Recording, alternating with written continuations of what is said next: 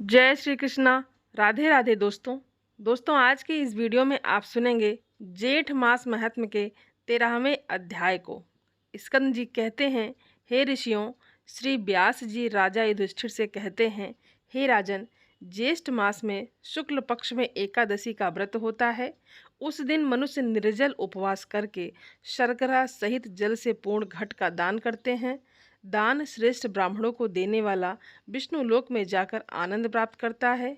तब राजा युधिष्ठिर महर्षि वेदव्यास जी से बोले, हे प्रभु, मैंने मानव धर्म और वैदिक धर्म को सुना है, अब आप मुझे वैष्णव धर्म को भी सुनाइए।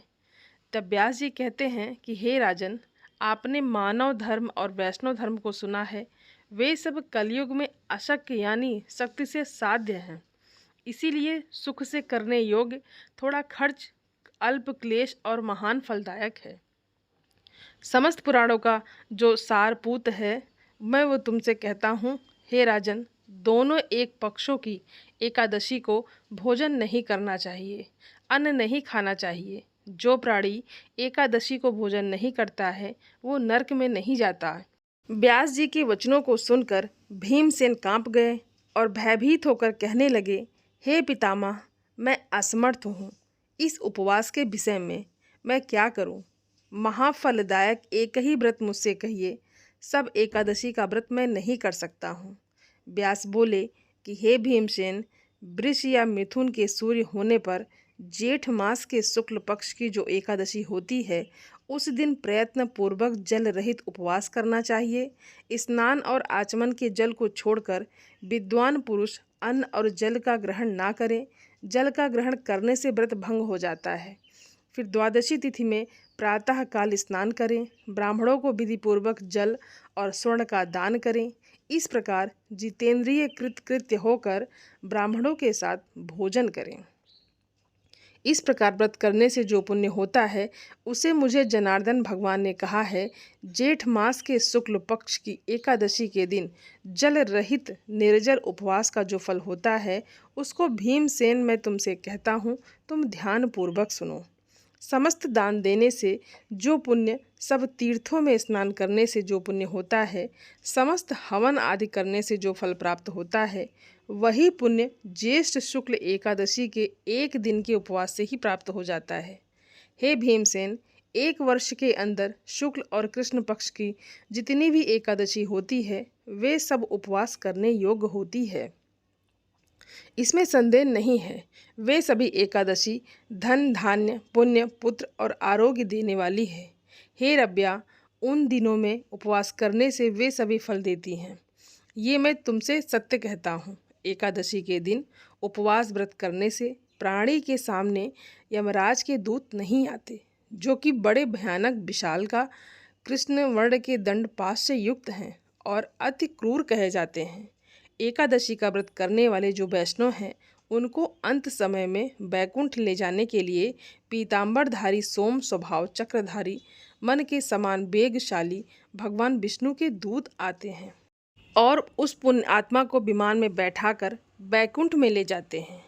इसीलिए सब उपाय से एकादशी का जल रहित व्रत करना चाहिए। जल और धेनु का दान देने से प्राणी सब पाप से मुक्त हो जाते हैं। हे राजन, ज्येष्ठ मास के शुक्ल पक्ष की एकादशी को निर्जल उपवास करके अन्न और शर्करा सहित जल पूर्ण घट का दान श्रेष्ठ ब्राह्मणों को देने से सभी प्राणी 3 पापों से छूट जाते हैं। इसमें जरा भी संदेह नहीं है।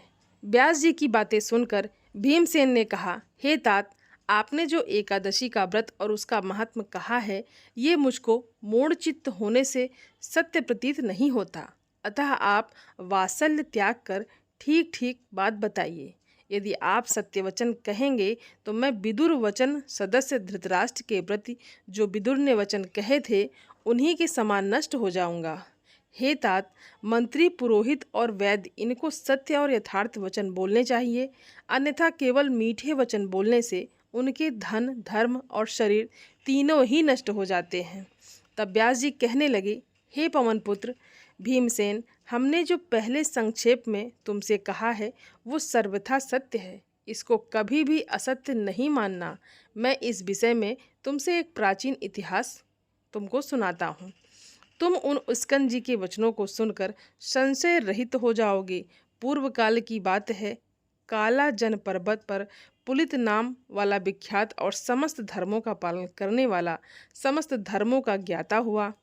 उसने निकंठ राज्य करके वहाँ पर द्वारिकापुरी के समान महानपुर को वसाया और स्वयं अनेक रथों, सेना, रावत के समान हाथी और उच्च शवा के समान घोड़ों से परिवार होकर, सचिवों से अनुमोदित होकर विजय यात्रा के लिए निकला।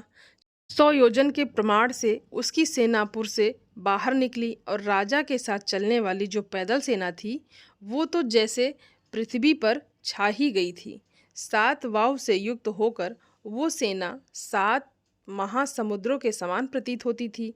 राजा ने बड़े बड़े मंडलिक वर राजाओं को और सेवकों को जीतकर उनसे बहुत सा धन और कर लेकर अपने पुर को वापस लौटा दिया। इस तरह उसने पृथ्वी के अनेक चक्रवर्ती राजाओं को जीत लिया। जिस जिस सेनापति को, जिस जिस राजा को वो बलवान सुनता था, वहाँ वेगपूर्ण जाकर उनको जीत लेता था। इस प्रकार घूमते घूमते राजा के गुप्तचरों ने राजा को संदेश दिया कि महाराज, यहाँ पर सबों का एक मालिक है, एक परम धर्मात्मा राजा है जो कि श्रुति, स्मृति और पुराणों का ज्ञाता, देवताओं और अतिथियों को पूजा करने वाला है, सत्य प्रतिज्ञा करने वाला है और बड़ा शूरवीर है और उसे आज तक किसी ने भी नहीं जीता है। उसको बिना जीते इस भूमंडल में आपकी कीर्ति संतुष्टदायक नहीं हो सकती। अपने गुप्तचरों से ये समाचार सुनकर राजा पुलिन ने अपने मंत्रियों और सेना के सहित उस प्राचीन पुरी के संपूर्ण नगर को चारों ओर से घेर लिया और राजा पुन के सैनिक उस नगर के चारों तरफ स्थित हो गए, बिल्कुल इसी तरह जैसे वन में बहुत सारे गीदड़ के द्वारा एक सिंह घेर लिया गया हो। इस तरह से उन्होंने उस नगर को चारों ओर से घेर लिया। हे तपोधन, उस समय उस नगर में बड़ा कुलाल मचा हुआ था। कुछ लोगों ने राजा से, कुछ मंत्रियों से जाकर कहा, व्यास जी कहते हैं, हे राजन, उस दिन ज्येष्ठ मास के शुक्ल पक्ष की एकादशी तिथि थी। उस नगर के सभी लोग स्नान आदि करके भगवान विष्णु की पूजा में रत हो गए और पूजा में लीन होने के कारण आपस में बातचीत भी नहीं कर रहे थे। ऐसे में राजा पुलिन के सैनिकों ने ग्राम में घुसकर लूटपाट मचा दी। इसी बीच में किसी ग्रामवासी ने राजा पुलिन को नमस्कार करके हाथ जोड़कर अति शांति के साथ ये वचन कहा कि हे राजन, आज बड़े पुण्य देने वाली एकादशी का व्रत है और हमारे राजा समस्त नागरिकों के साथ पूजा कर रहे हैं। आज सभी नागरिक लोग और राजा भोजन, भाषण, हिंसा, मिथ्या वचन और भी किसी भी प्रकार का दोष कर्म नहीं करेंगे। मैंने यहाँ की जो निश्चित बात है स्वयं अपने विचार से आपको बता दी है। अतः हे राजन, इन दिनों में आप जो कुछ भी करेंगे हमारे राजा उसे सहन करेंगे, परंतु परसों क्या होगा ये मैं नहीं कह सकता हूँ और ना ही मैं जानता हूँ। अब आपको जो उचित जान पड़े आप वे करें। राजा पुलिन ने ऐसा कहकर वो तो वहाँ से चला गया। अब आगे राजा पुन ने क्या किया? क्या उन्होंने नगर पर आक्रमण किया या उन्होंने अपनी सेना को पीछे कर लिया? तो इसके आगे का वृतांत आप कल की कथा में सुनेंगे। आज की कथा यहीं पर समाप्त होती है। बोलिए कृष्ण भगवान की जय। दोस्तों, उम्मीद करती हूँ ये वीडियो आप सभी लोगों को बहुत अच्छी लगी होगी और आप सभी सनातनी भाई बहनों से मेरा विनम्र निवेदन है, मेरे चैनल को सब्सक्राइब ज़रूर कर लें और वीडियो को लाइक और अपने फैमिली फ्रेंड के साथ शेयर ज़रूर करें। आप सभी को जय श्रीमन नारायण। धन्यवाद दोस्तों।